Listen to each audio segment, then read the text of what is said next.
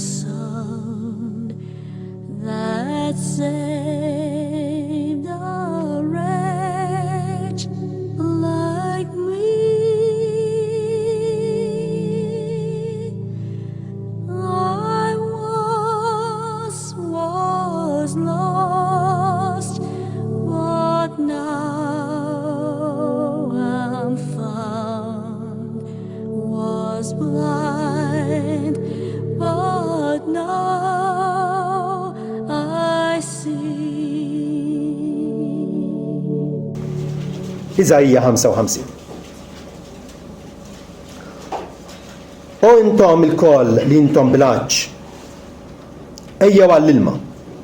U intom li m'għandkomx flus, ejjew ixtru u kulu, iva jew ixtru mbitu ħalib bla flus u bla ma tħallsu. Għalfejn tonfqu l-flus f'dak li mhux ħobs. U l-qlieħ ta' xogħolkom f'dak li ma jxabbax. Isimgħu sewwa lili u kulu dak li tajjeb u ħallu ruħkom titenna bil-benna. Mejlu widintkom u ejjew għandi. Isimgħu u ruħkom tgħix. U jien nagħmel rabta għal dejjem magħkom, inxerret fuqkom il-grazzji stabbili imwedin lil David. Ara, jien għamiltu xut tal-popli bħala mexxej u kmandant tal-popli. Ara, int issejjaħ ġens li ma tafux u ġens li ma jafikx jiġri lejk minħabba l-mulej Alla tiegħek u l-qaddis ta' Iżrael għax hu igglorifikak. Fittxu l-mulej meta jista' jinstab sejħulu x'inhu qrib. Ħalli l-ħażin jitlaq triqtu u r-raġel tal-ħażen ħsibjietu. U ħjerġa' lejn il-mulej u jħenna għalih u lejn Alla tagħna għax hu mimli bil-maħfra. Għax ħsibijieti mhumiex ħsibijietkom u lanqas triqati mhuma triqatkom jgħid il-mulej. Għax bħalma smewwiet huma ogħla mill-art, hekk triqati huma ogħla minn triqatkom u ħsibijieti minn ħsibijietkom. Għax bħalma tinżel ix-xita u s-silġ mis-sema u ma jerġgħux lura minn ġew, iżda isaqqu l-art u iġeluha tnibbet u tarmi u tagħti ż-żerrija lil min jiżra u ħobs lil min jiekol, hekk tkun kelmti li toħroġ minn fommi. Ma terġax lura vojta, iżda tagħmel dak li joġobni u jkollha r-risq f'dak li jien batta. Għax intom toħorġu bil-ferħ u titwasslu bis-sliem, il-muntanji u l-għoljiet jinfexxu jannu qudiemkom u s-siġar kollha tar-raba iċabċbu jdejhom.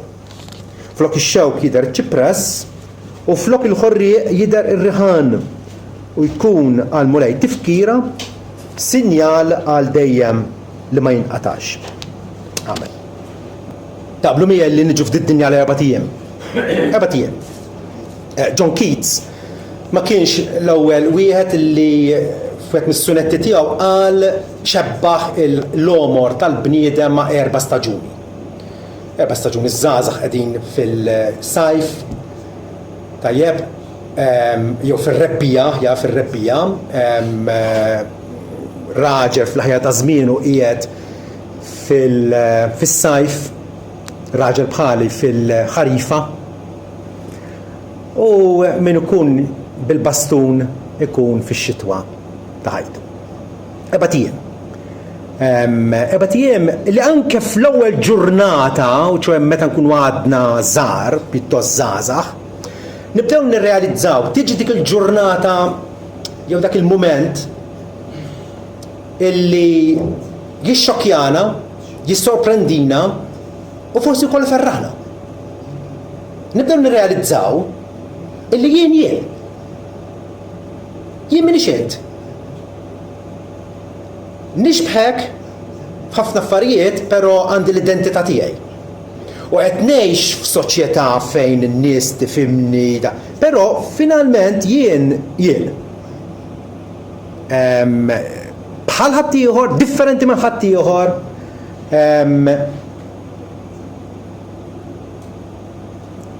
U ninsab imkebbeb f'dan il-misteru. Il-laqas biss niftakar kif ġejtaw, jew meta ġejtaw. Ma ftakarx kif. U laqas naf kif jew meta se nwarrab minn din ix-xena. Allura ninsabu maqbudin f'din l-eżistenza b'mod komuni flimkien, però finalment ninsab waħdi. Avolja nkun ma' eluf ta' nies oħra, finalment jiena ninsab waħdi.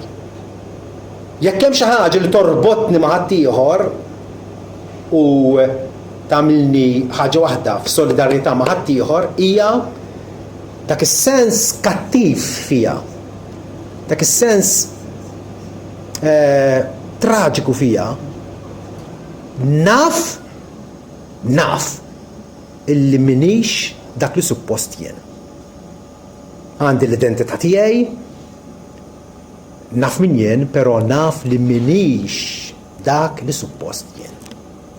Il-Bibja għalhekk tiddeskrivina bħala midinbin. Bħala nies illi waqajna l-isfel mill-ideal, ma bqajniex fl-ideal kif ħalaqna Alla. U allura fil-waqt li qegħdin f'din id-dinja, sibna ruħna fid-daqqa l-ħin f'din id-dinja u naf li neżisti, hemm dak is-sens fija li ninsab mitluf. Bħal dak it-turist illi iwaqqaf li xi ħadd ieħor fit-triq għax jinsab ġo belt illi ma jafix u jixtieq jitolbu d-direzzjoni u dak jgħidlu ma nafx mien mitluf bħalek. U dan is-sens ikidna. Dan il-ħaġa li naf li neżisti, naf li miexi matul dan l-4 staġuni ma nafx inkoprihomx kollha fl-aħħar mill-aħħar l-4 huma ma nafx, m'għandi ebda garanzija. Però naf li aktar ma jgħaddi żmien, aktar riesaq lejn preċipizzju, lejn sies. U xi darba ħanaqa' u naf illi minix dak li suppost jien. U allura il-bniedem x'jagħmel? Jew jipprova jinsa dan il-predikament, jew jipprova jaħbi, jekk jinqala suġġett jew xi diskussjoni fuq din il-ħaġa, jippreferi jinjora, ma jidħolx fid-diskussjoni, il għaliex hija xi ħaġa illi mhija xejn pjaċevoli. Illi tkun taf illi m'intix dak li suppost int. F'kelma waħda illi inti midneb illi taf illi int miksur ma dak li għamlek.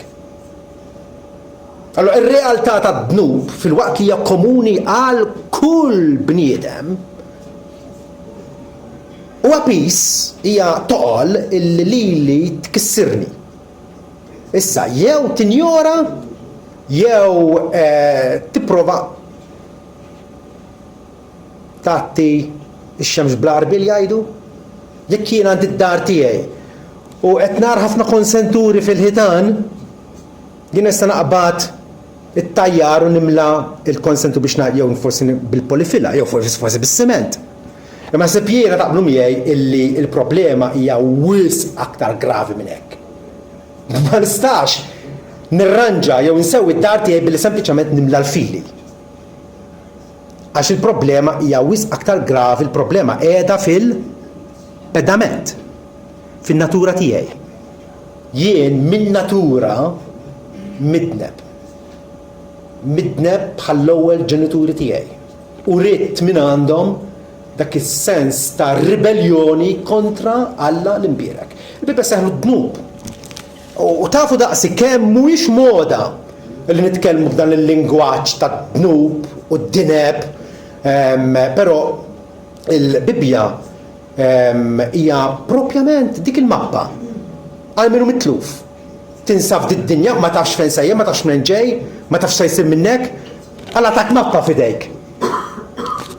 U meta tikkonsulta waħdek forsi ma jinexxilekx, ma forsi wkoll ma ħadd ieħor kif bdejna nagħmlu jiena u ż-żewġ ħuti meta konna trapani, niftħu l-mappa f'nofs it-triq u nikkonsultaw għat-tlieta l-aħna u b'xi mod jew konna naslu.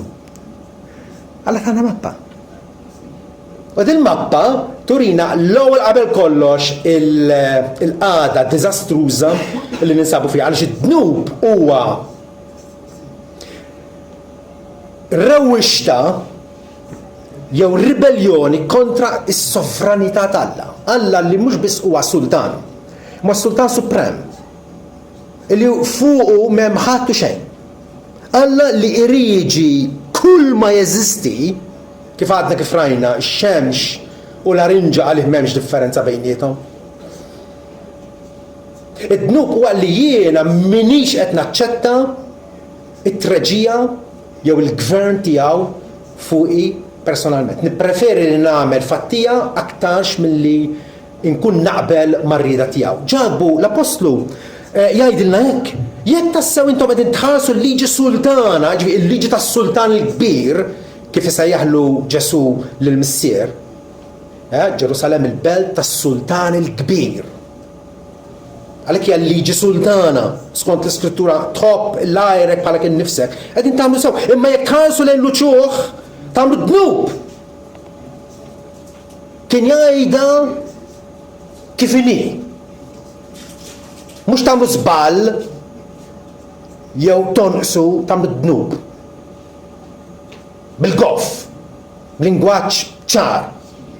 U tkunu kundannati mill-liġi bħala ħatjin. U din hija pratikament tagħna, din hija l-problem, din hija d-dilemma tagħna. Nafu li aħna ħatjin quddiem Alla. Għas-sempliċi dudu qed jipprova jaqleb lis-sultan il-kbir minn fuq it-tron tiegħu. Hija xi ħaġa illi allura wieħed jibda jifhem għala dan it-taħwit fid-dinja u partikolarment fi għan-nifsi f'qalbi stess. Jekk mela, għax minn ħares il-liġi kollha jkompli jgħidilna u jonqos ħaġa waħda jkun ħati ta' kollox. Għax minn qala tagħmilx adulterju qalu kollha toqtolx. Ma jekk inti ma tagħmilx adulterju ma toqtol, inti ksirt il-liġi. U dik hija il-dilemma tagħna. Ksirna il-liġi. Ksirna l-liġi kontra it-tieba tal-Alla, mhux biss kontra s-sovranità tal-Alla. Li Alla li huwa il-ħakkim ultimu ta' kull ma hu. Ma kontra t-tieba tiegħu. Alla li jatina mill-barkit tiegħu bħalma qal lill-poplu Iżraelita meta ħarriġhom mill-Eġittu. Ħelishom mill-jasar, ħelishom mid-batijiet tal-iskjavitu fl-Eġittu. Tajjeb, tom il-manna, ħarġhom l-ilma mill-blad, mexxihom bil-kolonna ta' sħab u tan-nar. Tom il-Mosè bħala l-gwida tagħhom. Saħansitra ħwejjiġhom ma spiċċawx, ma qdimux matul 40 sena, it-tieba tal-Alla kontinwa l dawn in-nies u frattant jirribellaw kontra tiegħu, jirreba kontra t-tieba tal-Alla. Araw il-gravità, l-oxxenità ta' dnub. U Alla għamel patt ma' dawn in-nies frattant u qalilhom Alla kellem dak li mkollu billi qal jien u għall-mulej Alla tiegħek. U jien li qiegħed nikverna fuqek. Li qed naħkem fuqek. Jien il-mulej Alla tiegħek li ħriġtek mill-art tal-Eġittu minn dar il-jasar. Alla qabel ma jatina l-10 kmandamenti tiegħu u l-kmandamenti l-oħra kollha jfakkarna dwar it-tieba tiegħu. Il-fidwa tiegħu, il-ħelsien tiegħu. U frattant, id-dnub huwa negazzjoni, huwa attakk b'ingratitudni sfaċċata kontra it-tieba tal-Alla. Aħar minn hekk, id-dnub huwa assalt kontra l-qdusija tal-Alla. Kontra l-qdusija tal-Alla. Alla qaddis. Il-Bibja tiddeskrivi l-Alla b'diversi titoli. L-aktar li sejjaħlu s-sit, Yahweh, Kurios, jiġifieri li huwa s-suprem. Imma fit-Testament il-Qadim partikolarment Alla huwa msejjaħ il-Qaddis ta' Iżrael aktar minn kull ħaġa oħra. Il-Qaddis ta' Iżrael. Il-profeti li kellhom relazzjoni fil-qrib mal-Alla u kienu wkoll nies illi waslu l-messaġġ tal-Alla lin-nies. Ħabakuk wieħed minnhom. Ħabakuk kien inkwetat kif x'kien qed jara b'għajnejh li kien jaf li ġejjin l-Assirjani kienu poplu pagan, armata pagana, kienu se jħarbtu lill-Iżrael. U Ħabakuk jiftaħ qalbu mal-Alla u jgħidlu għajnejk huma wisq safjin biex tħares lejn il-ħażen. U ma tiflaħx tħares lejn id-deni. Għaliex mela tħares lejn il-midajja u tiskot meta il-ħażen jibla r-raġel ġust aktar minnu. Ħabakuk qed jgħidlu mulej int għajnejk huma wisq safjin biex tħares b'approvazzjoni lejn il-ħażen. Id-dnub huwa rewwixta kontra il-dusija ta' Alla. Alla li huwa separat minn kull ħaġa oħra fis-safa tiegħu, fil-purità tiegħu, Alla huwa kontra kull ħażen, kontra kull elt, kontra kull żball, kontra kull den. Wara nistgħu nibdew nifhmu illi il-qagħda tiegħi personali, il-qagħda tiegħi hija waħda xejn ta' min jieħu pjaċir bija. Fil-Levitiku pereżempju kapitlu 11 u vers 44 jgħidilna x'jiena l-mulej Alla tagħkom għalhekk għandkom titqazzu u tkunu qaddisin għax jien qaddis. Għax jien il-mulej li tellajtkom mill-Eġittu biex nkun Alla tagħkom. Għalhekk għandkom tkunu qaddisin għax qaddis jien. Dak huwa l-istandard li ma jinbidilx talla. U l-istandard għoli li aħna nafu matul dan l-4 ijiem li iqbadna fihom hawnhekk irridu ma rridux qegħdin hawn u nafu il-falliment u t-traċedja tagħna. Il għaliex id-dnub huwa wkoll il-ksur tal-liġi ġusta tiegħu. Maħniex qegħdin ngħidu li Alla tagħna xi kmandamenti ħżiena, xi kmandamenti inġusti. Pawli jgħid liberament il-liġi tal-Alla hija tajba, ġusta u qaddisa. Kollha kemm aħna, anke l-atej, anke l-agnostiċi, nies kull fejn tmur huma tal-liema reliġjon huma jaqblu jew kapaċi tirraġuna magħhom illi aħjar tagħti il-karità milli tisraq. Vera jew le? Dik il-liġi tal-Alla. Il-liġi tal-Alla hija tajba u frattant warrabnija. Huwa dejjem aħjar li tajt il-verità u frattant nikdbu. Dan huwa l-predikament tagħna. Ġwanni jgħid illi id-dnub huwa l-ksur tal-liġi. L-ewwel Ġwanni 3:4. Kull min jagħmel id-dnub jikser ukoll il-liġi għax id-dnub huwa l-ksur tal-liġi. Mhux kwalunkwe liġi. Mhux xi liġi ta' xi kunsill lokali illi wkoll ma għandikx tiksirha għax Alla jgħidilna biex nobdu l-gvern u l-awtoritajiet ċivili fuqna. Imma dina liġi divina. Il-liġi tas-Sultan il-Kbir. Nifhimha meta il-poplu Franċiż daqs 230 sena ilu kien imxabbas għal ponta tan-nieħru il għaliex is-Sultan u martu Marie Antoinette kienu ixxamplati Versailles ma jonqoshom xejn b'għaddejja u xalar għaddejjin u jisolħu lil poplu Franċiż bit-taxxi. U jisolħuh aktar milli kien jiflaħ, u l-poplu iddejja, il-poplu xeba. U l-Ministru wieħed mill-ministri tagħhom kien imur fuq Marie Antoinette u jgħidilha il-poplu huwa imdejja, m'għandux ħobs xi jikol. U Marie Antoinette qaltlu jekk m'għandhomx ħobs jiklu l-kejk. Kien pajjiż gvernat minn liġijiet inġusti. U r-Rivoluzzjoni Franċiża saħħet minħabba il-fatt li l-poplu kien mobbi b'madbad li ma felħux aktar. Mhix qed ngħid li naqbel mar-Rivoluzzjoni Franċiża, imma nifhem, nissimpatizza. Għala l-poplu ludi, il-poplu Franċiż irvella kontra s-sultan tiegħu. U armaw il-guljottina u bdew jaqataw l-irjus bla doċċ. Ma dan hu każ differenti. Il-liġi tal-Alla hija tajba. Il-liġi tal-Alla ma tistax issib xi difett fiha. David ifaħħarha u jgħid il-liġi tiegħek hija ġusta, tenni l-qalb, tiggwida lil baljini, taħji lir-ruħ. Obdija u tkun taf kemm hija tajba. Frattant ma bdejniex. U allura l-Bibja tmur pass il qudiem u tgħidilna se jkun ir-riżultat, se jkun il-konsegwenzi għal dawk in-nies aħna l-koll illi ksirna vilment il-liġi tal-Alla. Il-Bibja tgħidilna illi għal midinbin hemm merfuħ l-adab u s-saħta tal-Alla. L-adab ġifieri il-korla dispjaċir ġust tal-Alla. Efesin 5 vers 3 Pawlu isemmi u jgħidilna jafżana li jgħidilna iż-żena l-immoralità ġifieri kwalunkwe abbuż tas-sess. Iż-żena u lanqas ebda faħx jew ir-rejba m'għandhomx jissemmew darba waħda biss fostkom kif jixtaq l-qaddisin. Lanqas kliem muqżies jew kliem iblaħ u ċajt li ma jxirqux, imma aktar xratt il-ħajr għax dan intom tafuh qed jgħidilna. Li l-ebda żieni jew faħxi jew rejb li huwa idolatra m'għandu wirt fis-saltna ta' Kristu u ta' Alla. Qed jgħidilna ċaru tont. L-affarijiet li ma' moda llum, immoralità, adulterju,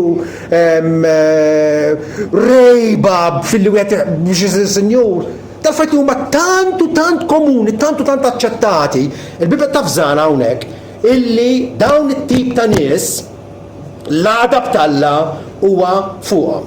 U ċertament ma jirtux is-saltna tal-Alla. Alla jagħmel differenza, Alla jagħmel distinzjoni bejn il-ġust u l-inġust, bejn it-tajjeb u l-ħażin. Alla jiddikjara li d-dnub ħaqqu l-adab tiegħu, ħaqqu s-saħta tiegħu. Galatin 3 versa xejdina per eżempju illi misħud kull min ma jkomplix iżom sħiħ ma' kull kelma tal-liġi biex ħarisa. Li jibda wieħed minna ma' minnija. Obdejnija xi ftit jew wisq imma żammejna sħiħ ġifi totalment ma' kull kelma tal-liġi ovvjament da. U Pawlu jgħid illi dawn it-tip ta' nies huma allura misħudin. Il-qagħda tagħna mhijiex waħda pjaċevoli u allura Bibja tkompli tgħidilna li anke f'din il-ħajja, anke matul dawn l-4 ijiem, Alla jikkastiga d-dnub, ma jikkastigax totalment, għax kieku jkollu jarra id-dinja prattikament ripetutament. Alla jaf li il-qalb tal-bniedem hija ħażina minn tfulitu. Mindu nsiru konxi ta' nfusna u nafu li maħniex dak li suppost aħna. Frattant, isimgħu x'għamel bniedem fil-biki ta' Ġeremija. Naqraw hekk. Għaliex igerger bniedem li għadu ħaj, il-bniedem għal kastig ta' dnubietu, Kajjin hekk għamel, Kajjin Alla kastigah. U Kajjin protesta kontra Alla, għallu l-kastig li tajtni huwa wisq kbir. Il-problema tagħna hija din, ma nifhmux il-gravità tad-dnub tagħna stess u ma nifhmux id-dusija tal-Alla. Li kieku l-andament ta' ħajjitna jkun wisq aktar differenti milli hu. Ħafna nies huma kajmana li jafu qed jagħmlu l-ħażen u bħalli kieku mhux xejn, bħalli kieku mhux xejn, bħalli kieku ma ħajġri xejn. Alla jibda minn issa isemma l-qampina tal-allarm fil-kuxjenza tal-bniedem billi kastiga d-dnub anke f'din id-dinja. Anke f'din id-dinja. Deuteronomi 28 wara li Mosè ippronunzja l-barki tal-Alla għal dawk li jobduh u jobdu l-liġi tiegħu, imbagħad fid-daqqa u l-ħin jibdel in-nota. Jibdel in-nota u flok barka isemmi wkoll is-saħta. Is-saħta. Deuteronomju 28 nibdew minn vers 15 jgħidilna u jiġri jekk ma tismax mill-leħen il-mulala tiegħek li tħares u tagħmel il-kmandamenti tiegħu kollha u l-istatuti tiegħu li llum qiegħed nagħtik li dawn is-saħtiet kollha jiġu fuqek u jilħquk. Misħud tkun fil-belt, misħud tkun fil-raba, misħud tkun l-qoffa tal-ħobs tiegħek, il-maġna tiegħek, misħud tkun il-frott ta' ġufek, il-frott ta' artek, il-frott tal-baqar tiegħek, il-friħ tan-naċ tiegħek, misħud tkun meta tidħol, misħud meta toħroġ. Bil-lejl tajt memx li jisbaħ, fil-ħodu tajt memx li jidlam, għax tkun indannat. Dik hija s-saħta tal-Alla. Fuq li anke minn issa, imma għar minn hekk fi żmien li ġej. Il-għaliex l-agnostiku jew l-atew jista' jgħid immut u nispiċċa. Mhux hekk tajt. Il-bniedem huwa maħluq xbija talla. Ix-xbija talla li hija matna hija deformata, il-bniedem mhux qed jirrifletti l-glorja talla. Mhux qed jirrifletti l-glorja talla. U għambiet minnu, allura anke fil-ħajja li ġej, imma b'mod speċjal fil-ħajja li ġej. Mit-teddida ta' telfien etern. Bħalissa il-bniedem iħossu mitluf u jagħmel minn kull tip ta' traċedji u jidħol fi sqaqien bla doċċ u ma jafx fejn sejjer. L-għar huwa t-telfien etern. Meta ġeġi semmi id-dlamijiet ta' barra. Jixtuħ fid-dlamijiet ta' barra fejn hemm il-bikki u t-teżżiż ta' snien. Il-bniedem dakinhar jkun jixtieq li ma jibqax jeżisti. Ma daw qed mill-iskandli tal-Bibja. Wieħed mill-iskandli tal-Bibja u l-Bibja tgħallem li l-mitlufin wara l-mewt jibqgħu isofru lejl u nar għal dejjem ta' dejjem. U l-bniedem jirvella kontra tagħlim bħal dan. U għandu raġun jarmi għal-Bibja u ma jċaf bija. Għaliex? Għax m'għandux idea tal-gravità tat-tnub tiegħu. M'għandux idea. Jidirlu li huwa autonomu, jagħmel li jrid, meta jfettillu, kif fettillu, ma mill-fettillu. Ġesu jafżana illi fil-ħajja li ġejja ħajkun hemm xi wħud li jmorru fil-ħajja eterna u wħud fil-kastik etern. Fil-kastik etern. Pawli jgħid l-istess ħaġa, illi meta Ġesu Sidna jirritorna jitħallas minn dawk li ma jsemgħux mill-Evanġelju ta' Sidna Ġesu Kristu u ma ribellużi kontra Alla, jitħallas minnhom. Telfien etern. Il-bot mill-preżenza tal-mulej u mill-faraġġ tiegħu. Hemm tama.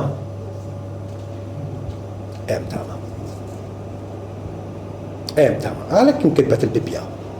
Alla batilna messaġġ minn barra din id-dinja.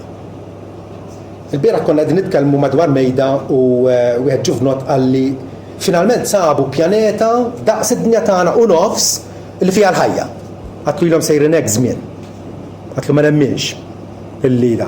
Il-bidem irid ifittex ħajja li lin minn din id-dinja. Xaf li d-dinja mhix sodisfaċenti għalih. D-dinja mhix sodisfaċenti għalih. U li tifittex xi ħaġa from outer space. U mhux qed jirrealizza il-messaġġ diġà ċivejnieh from outer space. Il-ħalliq tagħna kellimna.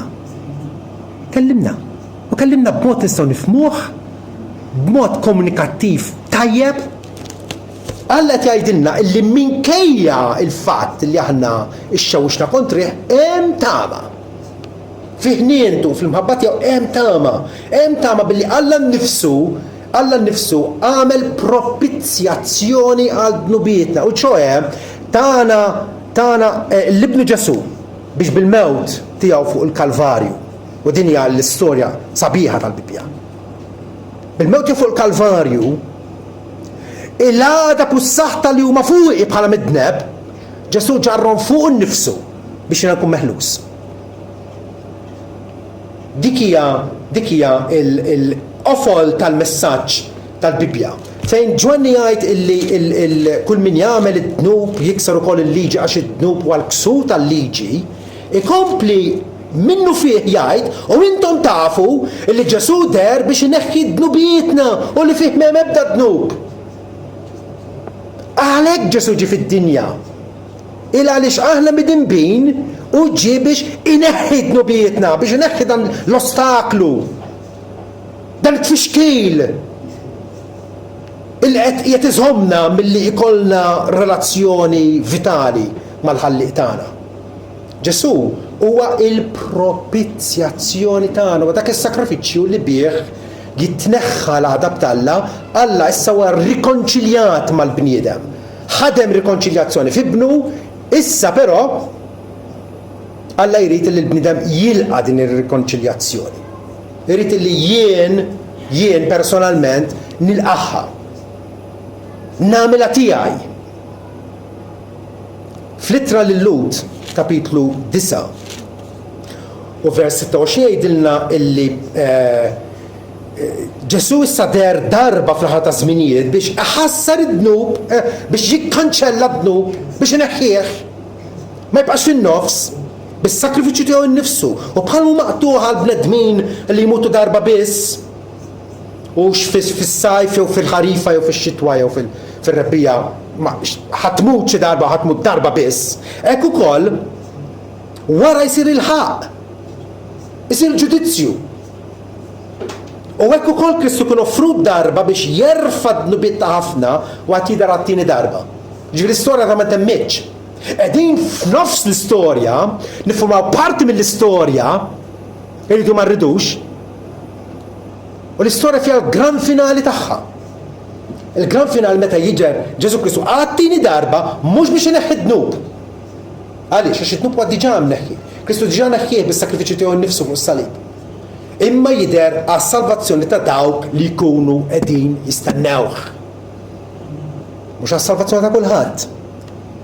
Imma għas-salvazzjoni ta' dawk li minn issa jilqgħu r-rekonċiljazzjoni, jilqgħu it-tabbib illi Alla wettaq fuq il-Kalvarju, jagħmluh tagħhom, jirċievu l-maħfra, u allura għandhom iva tama li jistgħu ħarsu l-fuq u jgħidu mulej Ġesu ejja malajr il-għaliex it-tama tiegħi hija fik. Pietru bir-raġun jgħid li aħna konna mifdijin mill-tradizzjonijiet fierħa ta' missirietna mhux bil-fidda u d-deb, mhux b'emil uman, mhux bl-isforzi tiegħi, mhux bir-reliġjożità tiegħi, imma bid-dem prezzjuż ta' Kristu bħala ħaruf bla għajb u bla teba. Hemm tinsab it-tama tagħna f'ebda bniedem ieħor, f'ebda reliġjon, f'ebda metodu ieħor.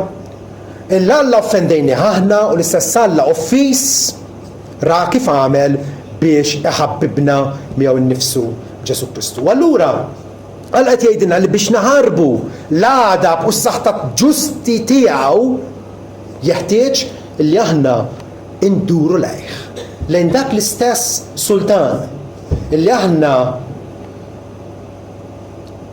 insulentajnieh b'emilna stess, biħsibijietna, bikliemna, il-dak l-istess sultan min għandu irridu nirċievu il-maħfra. Il-bniedem qed jaħrab minn għand Alla, Alla qed jgħidu dur lejja. Billi taħrab, Adam ħarab u staħba fil-faxxina tas-siġar u Alla qallu fejn int, mhux ma kienx fejnu, Alla qed isidnu oħroġ fil-beraħ. Oħroġ. Ħalli tidher l-era tiegħek. Ħalli tiġi ovvja l-ħtija tiegħek. Ibda jipprova jistaħba. Vinta eluf ta' reliġjonijiet biex jistaħba bihom. Li huma inadekwati, ma jfendux, mhumiex effettivi. Hija s-soluzzjoni ta' Alla offis illi iva u nnifsu issa qed jgħidilna duru lejja. L-indiema hija l-bidla fil-ħsieb. Il-fatt li jiena kont kontra Alla imma issa qed nara li dan huwa ġenn. Ma tagħmel sens. Ma stax b'xi mod jew ieħor nirbaħlu lil Alla. Qed inċedu qudiemu. Din l-indiema. Fil-bikki ta' Ġeremija fejn rajna illi il-bniedem igerger maħabba tastik ta' dnubietu ikompli jgħid ħaniflu traqatna aktarx. Iffi triqtek, aħseb ftit il-qagħda tiegħek. Forsi diġà tinsab fix-xitwa. Fir-raba' u l-aħħar staġun. U għadek qatt ma flejt traqatek, qatt ma immeditajt sewwa. Ħaniflu traqatna narbluhom u nerġgħu lejl mulej, dik hija soluzzjoni. M'hemmx oħra. Nerġgħu lejl mulej, ħanerfgħu qlubna u jdejna lejn Alla ta' smawiet. Aħna dnibna, aħna xawwixna, dak li jrid minna Alla. Mhux neħba wara subajna, mhux nġibu l-skużi, mhux ngħidu għax kelli trobbija ta' missieru ommi li kienu midajja u kienu ħallelin u briganti u dana u toqgħod twaħħal f'ħadd ieħor.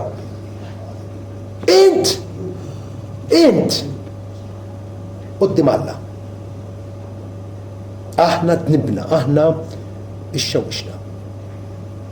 Alla jagħmel minn kollox biex il-bniedem idawru lejh. Il-fatt illi jekk imardek, jekk jibatlek traċeda f'ħajtek qed jgħidlek ieqaf daqsxejn. Rifletti.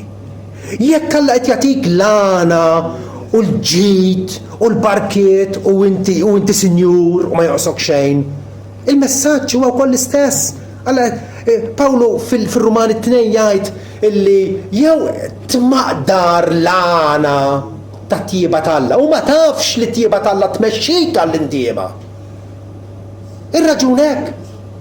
Flok mu qed jikkastigak kif suppost jagħmel, qed jagħtik mill-ġid tiegħu, jibatlek ix-xita, għandek is-saħħa, għandek il-paga, għandek id-dar, għandek il-karozza, għandek ħafna affarijiet. Dawk l-affarijiet, dawk il-barkiet minn għand Alla qed suppost imexxuk għall-indiema. Ma Pawlu jkompli jgħid imma int bl-ebusija ta' qalbek u b'qalb l-indiema qed taħżen għalik innifsek l-għadab. Fil-jum tal-għadab meta jidher il-ħaq ġust Alla. Il-bniedem għax huwa xewwiex kontra Alla, jirċievi l-barkiet minn għandu u jgħid tajjeb. Alla ma jeżistix, Alla ma jafx qed jiġri, nisimgħu dal-affarijiet. Mentri l-fattu li dawn in-tip ta' nies li jibqgħu bin-nuqqas ta' ndiema qegħdin jaħżnu għalihom kastik inkredibbli. Il-bniedem m'għandu skuża, il-bniedem jaf, jinħabu wara sabaħ kemm irid, Alla qed jitlob duru lejja u tkunu salvati truf kollha tal-art. Alla jitlob l-indiema u allura ma l-indiema jekk inti ħaddu lejh sobien għal ħażin tiegħek, ħaddu lejh għax taf illi għandu il-maħfra u l-maħfra tiġina bis-salib ta' Kristu.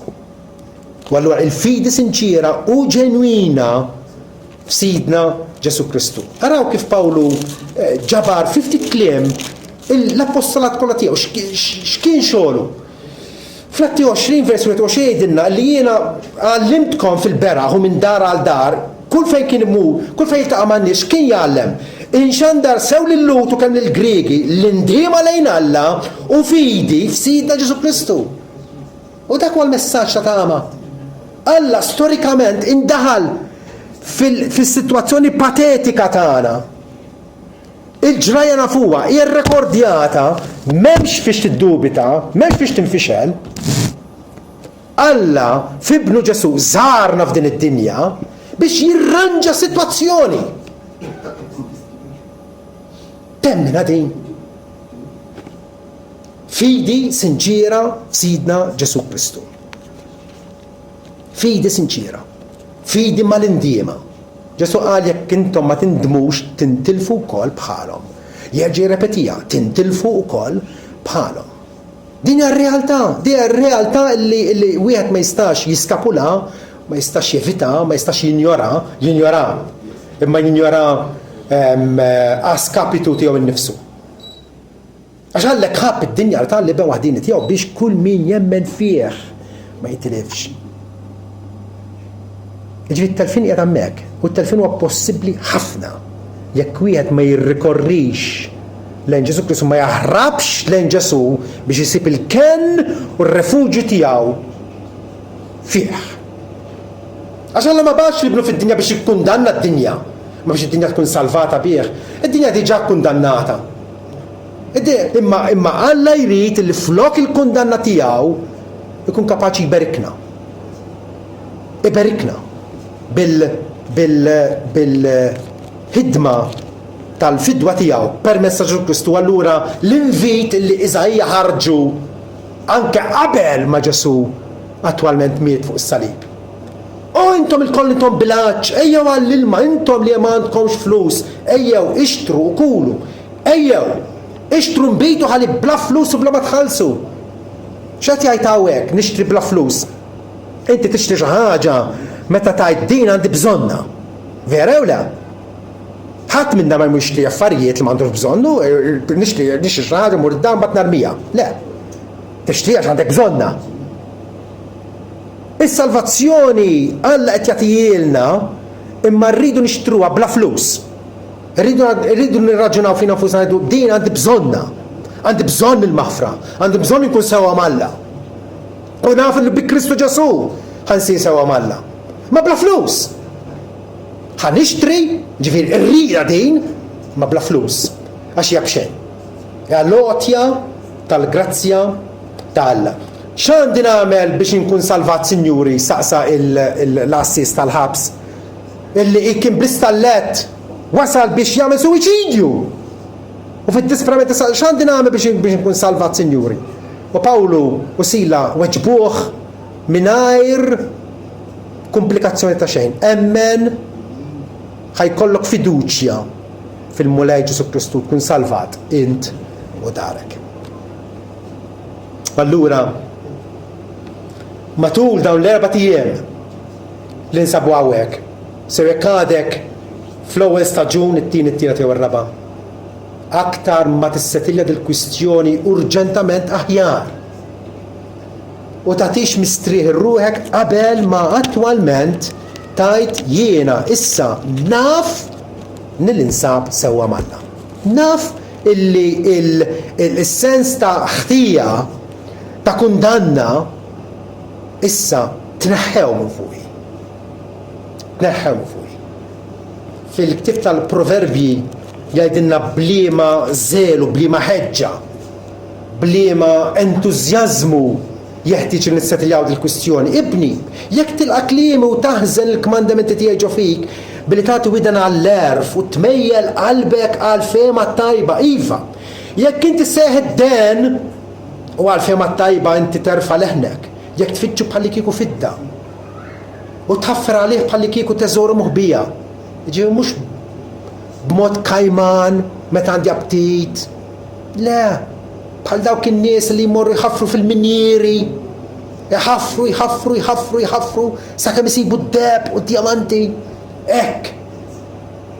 Tfittxu bħalli kieku teżor moħbija, imbagħad inti tifhem il-beża tal-Mulej u ssib it-tarif tal-Alla. Frattant ħafna nies jippreferu illi ħajkomplu mexxin lejn il-preċipizzju, jafu li hemm is-sies u fid-daqqa u l-ħin se jaqgħu. U jippreferu li jibqgħu fir-ribelljoni tagħhom kontra Alla milli jilqgħu rekonċiljazzjoni. U jgħidu: "O missier, int wettaqt il-fidwa għalija, jiena nilqaħħa u nirringrazzjak għalija. U rrid ngħix b'mod denju ta' din l-imħabba, ta' din l-ħniena kbira li intu rejt magħna." Aqbad dan il-ktieb qaddis, aqbad il-Vanġelu ta' Ġwanni, ibda qrah, ibda intefa' fl-Iskrittura. U dak li inti ssib li huwa tajjeb għalik u sodisfaċenti għalik. U meta tkun taf li l-wedra Kristu ejja għandi intom il-koll intom taqlin u jiena żarraħkom u tajt verament Ġesu jatina l-mistrieħ. Kun kapaċi mbagħad din il-mappa tgħaddiha lil ħadd ieħor. Il-dak li għadu mitluf. Il-dak li għadu ma jafx fejn sejjer. Il-dak li għadu b'dak it-toqol ta' kundanna fuqu. Dan huwa xogħolna l-ħwa. Dan huwa xogħolna. Dak li ħna rċivejna b'xejn, ngħaddu wkoll b'xejn lil ħadd ieħor.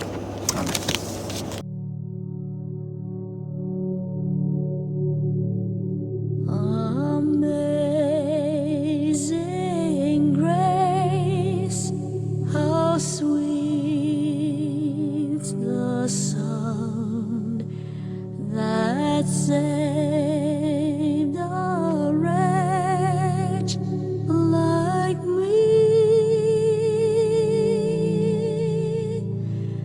I once was lost, but now I'm found. Was blind, but now